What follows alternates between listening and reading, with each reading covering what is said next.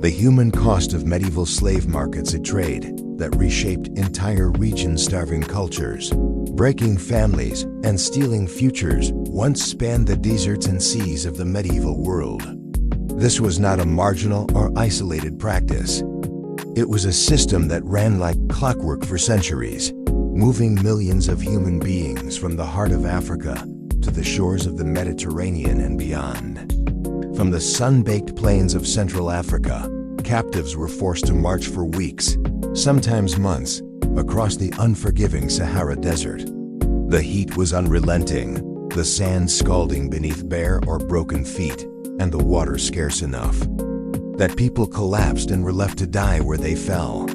Those who survived the march reached the bustling slave markets of North Africa, where they were inspected, bargained over, and sold to buyers who saw them as nothing more than commodities. Historians estimate that the trans-Saharan routes alone moved more than 7 million people over the centuries. And the Sahara was only one artery of a much larger body, whose heart was the Mediterranean and whose veins reached across Africa, the Middle East, and Europe. 3 primary routes fed this trade. The first was the trans-Saharan route, a network of caravan trails stretching from sub-Saharan Africa northward toward the great trading cities of the Maghreb: Cairo, Tunis, Tripoli, Marrakesh. These routes were guarded and maintained not by humanitarian intent, but by profit. Caravans of hundreds, sometimes thousands, of camels carried salt, gold, ivory, and human lives through the world's largest desert. The second was the Red Sea, an Indian Ocean route where wooden dhows, with their lateen sails billowing in the monsoon winds, carried enslaved men, women, and children from East African ports such as Kilwa, Mombasa, and Zanzibar. They were taken to Arabia, to the Persian Gulf, to India, spread out across lands and cultures far from their own. The third was the Mediterranean maritime route, a less well-known but equally brutal channel where Saracen pirates raided the coasts of Italy, France, Spain, and the Balkans, seizing Europeans known in Arabic as Sakaliba. These captives were sold deep inside Muslim markets, far from the lands and languages they knew. In the cities of North Africa, slave markets stood at the very center of economic life. Tripoli, Algiers, and Cairo were hubs of commerce where goods from across the known world were bought and sold, and where human beings were paraded alongside fabrics and spices. Here, the enslaved were displayed in the open, often naked or barely clothed, their bodies inspected for signs of strength or skill. Their teeth were checked, muscles prodded, and any mark of injury or disability noted to adjust their price. Buyers haggled over them like livestock. In 1416, pilgrims from Takur, a West African kingdom, arrived in Mecca with an estimated 1,700 enslaved people as part of their caravan, a number that barely raised an eyebrow in a world where the trade was normalized. Contemporary accounts describe the violence of slave raids in the interior, the chaos of capture, the weeks-long march to the coast or across the desert, and finally, the humiliation of the auction block, where individuals were reduced to a price tag. The scale of the Mediterranean slave trade rivaled the later Atlantic system. The Atlantic trade is often remembered for its sheer size, around 12 million people forcibly transported to the Americas, but the Mediterranean system, over a much longer span of time, enslaved between 7 and 9 million people.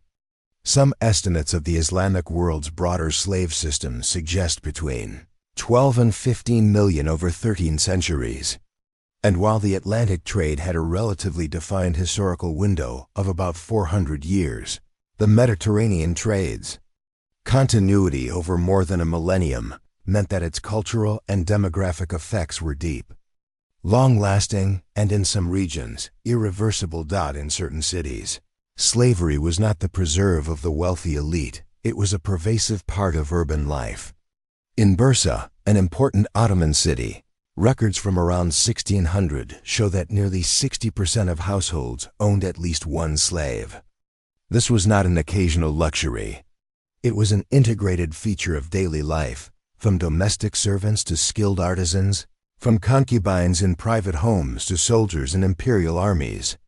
The demand for slaves was constant, and that demand drove an equally constant supply through raids, tribute, and long-distance trade. The human cost of supplying this demand was staggering. Raiding parties swept through villages, burning homes and seizing anyone young and healthy enough to be sold. In sub-Saharan Africa, entire communities lived in fear of capture.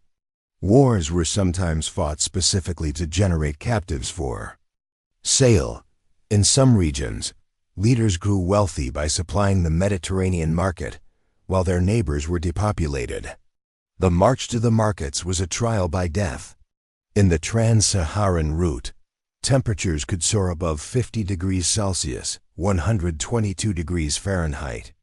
Without enough water, captives weakened and collapsed, and those too slow or too sick to keep up were left behind to die.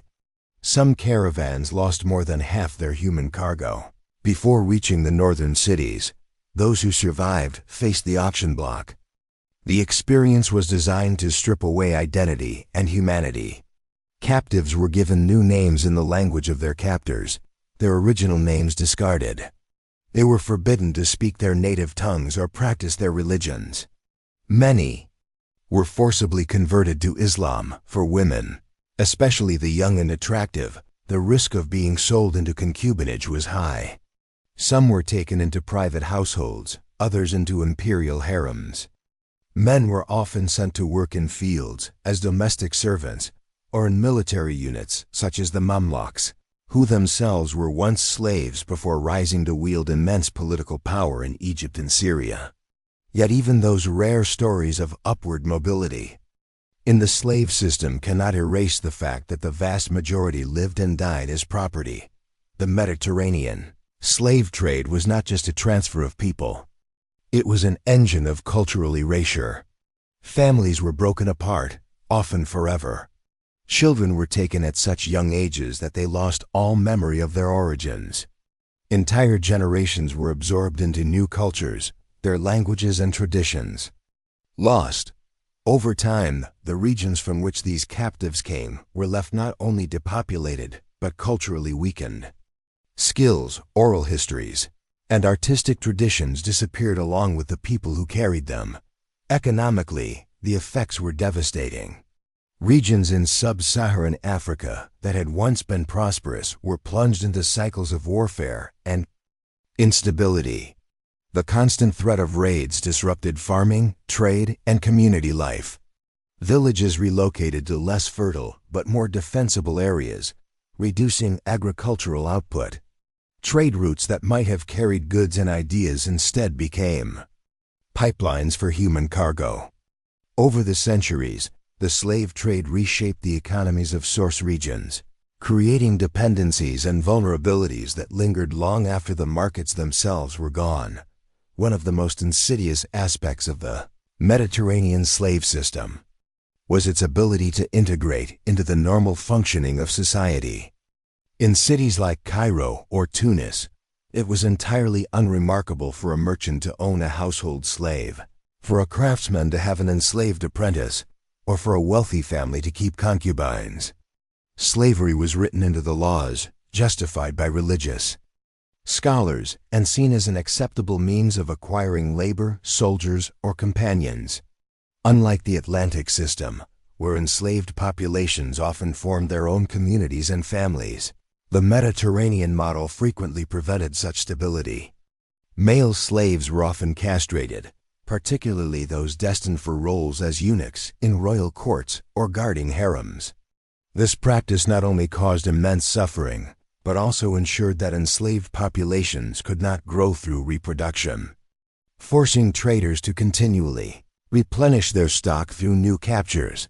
The routes themselves were as much a part of the story as the markets.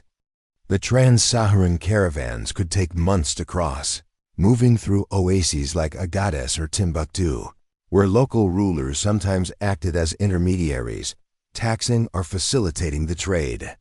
In the east, the monsoon winds dictated the rhythm of the Indian Ocean slave trade, with ships departing East Africa for Arabia and India during certain seasons.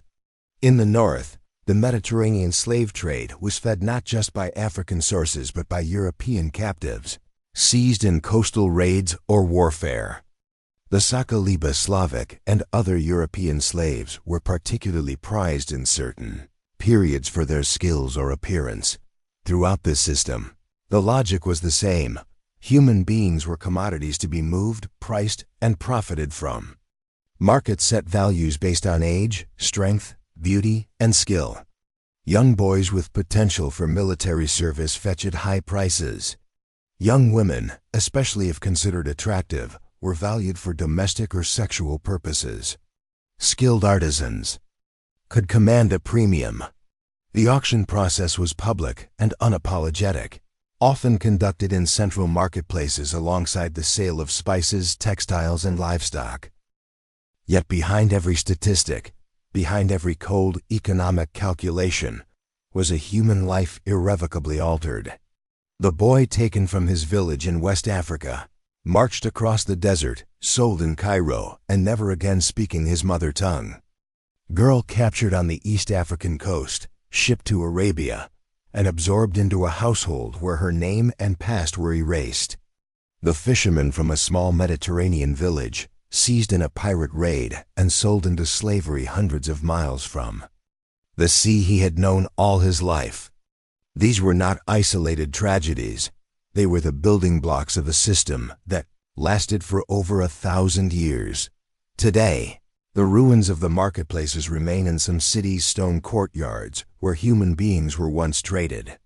But the real ruins are less visible. The missing generations, the cultural silences, the altered demographics of entire regions. The Mediterranean slave trade reshaped the human geography of Africa, Europe, and the Middle East in ways that still echo. It created mixed populations in port cities, altered trade patterns, and left deep social scars. This was more than a medieval tragedy. It was a transformation of continents. The demographic scars are still visible in genetic studies, in place names, in the lingering cultural connections between distant regions once linked by chains. The social fractures it caused, the normalization of treating certain peoples as commodities, the entrenchment of economic systems dependent on exploitation set patterns that would be echoed in later centuries, including in the Atlantic trade. And in modern human trafficking, understanding the Mediterranean slave trade means confronting the uncomfortable reality that this was not an aberration. It was a system sustained by greed, power, and the dehumanization of others. It was maintained by rulers, merchants, religious authorities, and ordinary citizens who accepted it as part of life. To study it is to see how easily a society can normalize exploitation when it is woven into daily routines and justified by law and custom. The caravans may no longer cross the Sahara laden with human cargo. The dhows may no longer ply the Indian Ocean under the weight of chained passengers, and the pirate raids may be long past, but the legacy of this trade endures. It endures in the historical amnesia that allows such systems to be forgotten, in the inequalities that trace back to centuries of exploitation, and in the ongoing reality of human trafficking in the modern world.